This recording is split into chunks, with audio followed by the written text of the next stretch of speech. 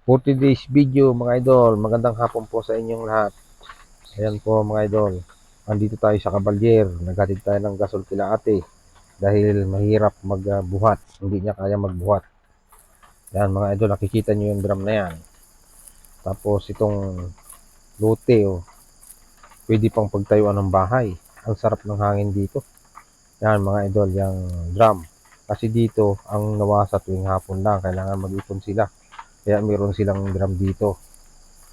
Tapos yan, ang daanan nila medyo madulas-dulas ng konti dito mga idol. Ang sarap tumir dito, malamig. Malamig ang panahon talaga.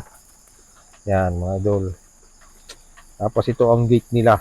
Ayan, sasaran natin at baka manakawan sila dito. Yan, sasarado na natin ang gate. Yan. Ikita nyo ang gate mga idol kawayan.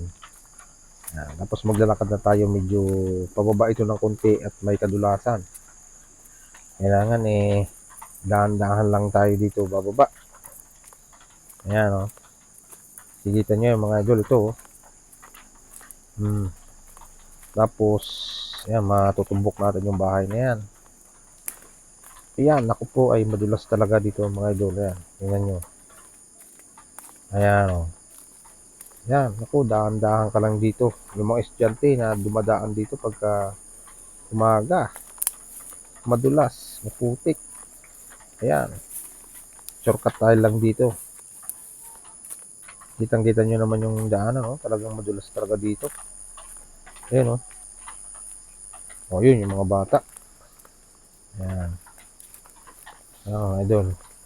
Talagang dito tayo sa may bandang damo lang dadaan ng konti at medyo madulas kasi yan pag diyan ka dumaan. Ayan Talagang grabe ang dulas dito. Ayan. Tapos ito may sila, tulay. Yan ang nawasa, nagsalasalabat na ang nawasa. Ito nga mga idol ang tulay. Yan mga motor dito rin dumadaan ng mga motor. Kasi yung sa kabila nung kalsada niyan may pinarado. Delikado sa mga bata itong mga mga butas Pinagnanakaw yata ang nito. O ano ba ito? Yan delikado sa mga bata ng mga mag-iit. Kailangan huwag pabayaan ng mga magulang at baka malaglag dyan. Kaya mga idol, palabas na tayo yan. Maraming salamat po mga idol sa mga